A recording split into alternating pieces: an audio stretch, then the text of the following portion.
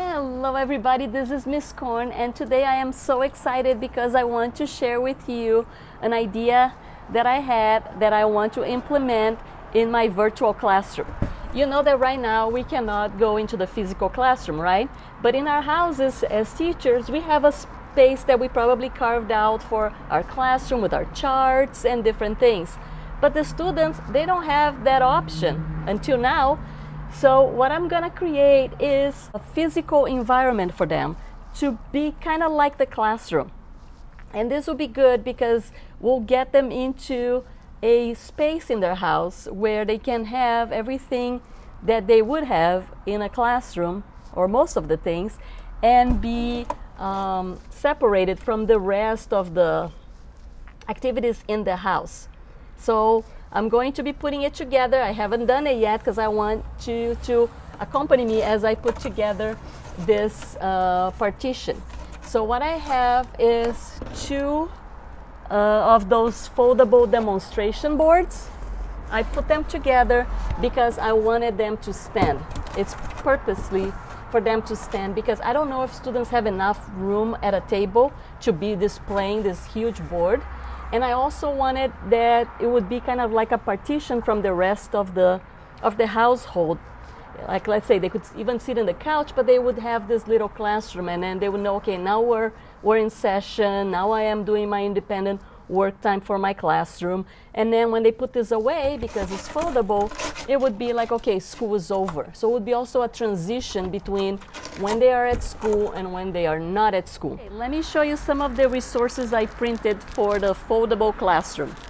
I have an alphabet chart and numbers, colors, body parts, shapes, more numbers, 100 charts, calendar, and I will explain later once I assemble how I will be using these resources. Okay, I also went into the Dollar Tree and I got some things that I'm going to need, like sheet protectors. I have a little dry erase board.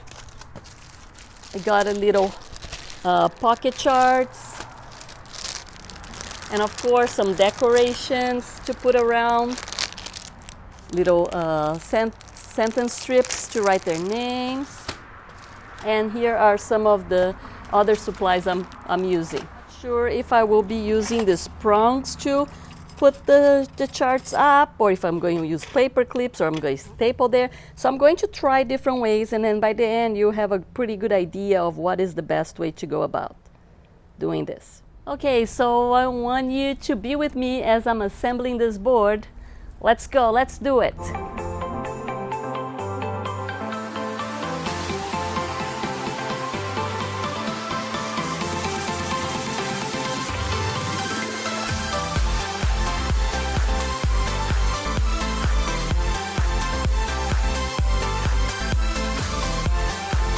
Okay, I'm finished. So now this actually turned out a lot nicer than I could ever imagine. So let me tell you how I did it. I tried different ways, but the best way was really using the stapler. So the way I kind of went, I got the plastic sheet and then I stapled on the sides. I stapled outside, and when it was here, I pulled the plastic down and I turned it and stapled inside.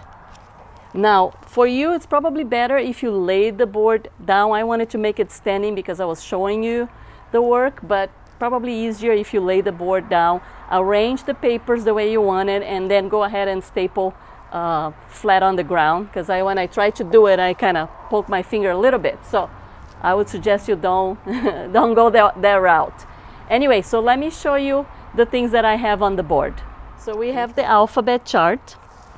I got numbers. Now the interesting thing about this is that you can store more than one piece of paper. So later on in the year, it can switch to another number chart. So they don't have to stay the same. I also have the body parts, some letters, some nursery rhymes on the back. On this part, I'm going to have the letter of the week. This is an activity that they put the dots. So here is the letter of the week.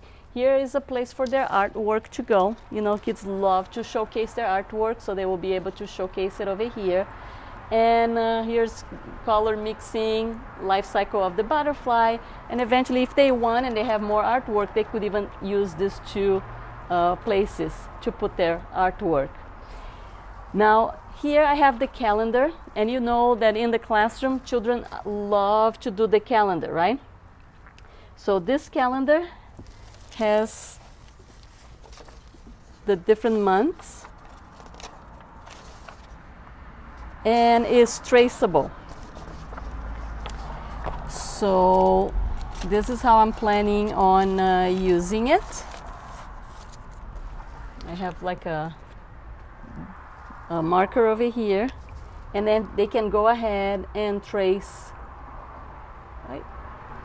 And we can go ahead and trace the number of the day.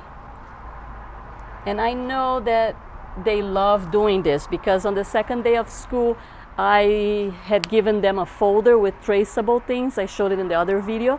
Anyway, so when we were on Zoom, I told them to get their folders and start tracing some letters, and they loved that. They almost wanted to be doing that the whole time. So I know they're going to love doing this calendar. And this marker has an eraser, so they can go ahead and erase too. So it's erasable. Now eventually, if I find another kind of calendar, you can also use the one that has the little pieces. You could also, you know, do that.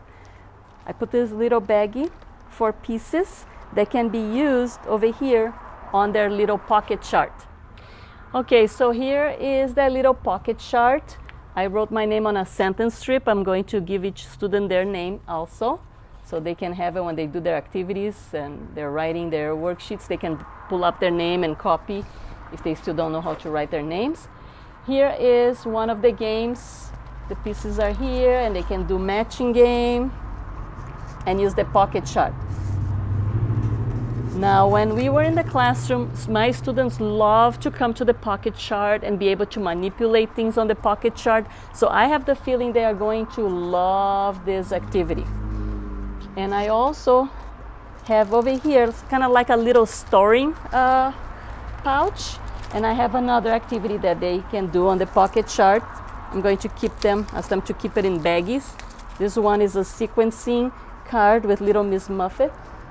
So they can go ahead and sequence the story.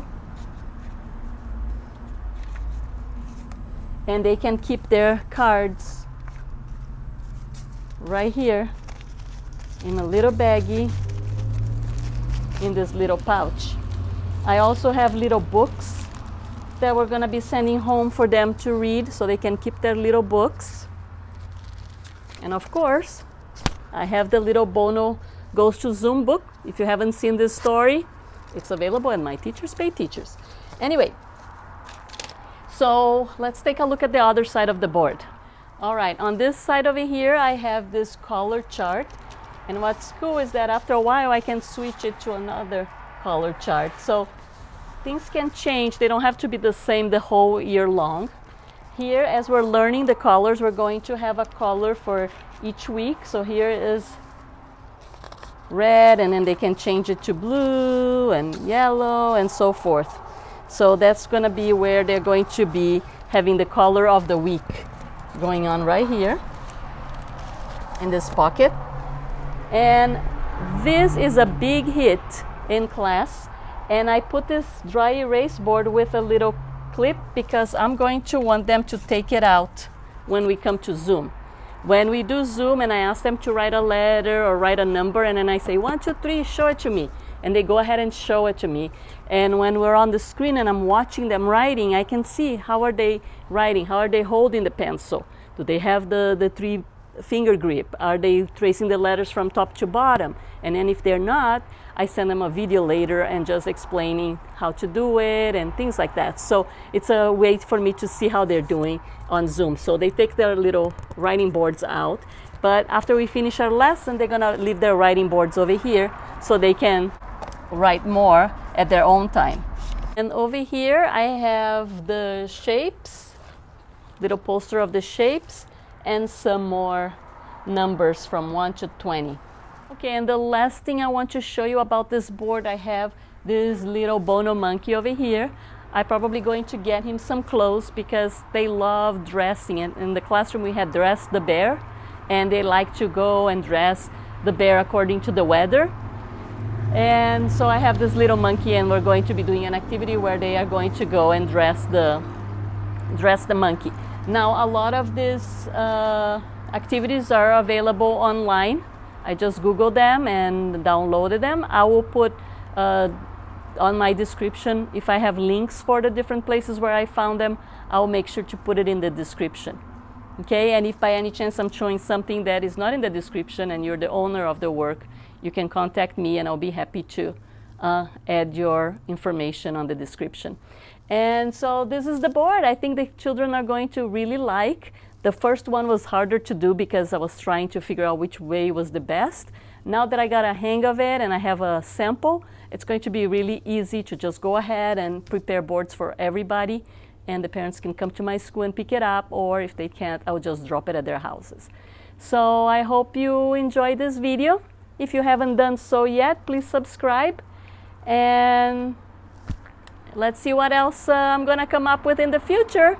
I talk to you later. Have a wonderful year. Bye-bye.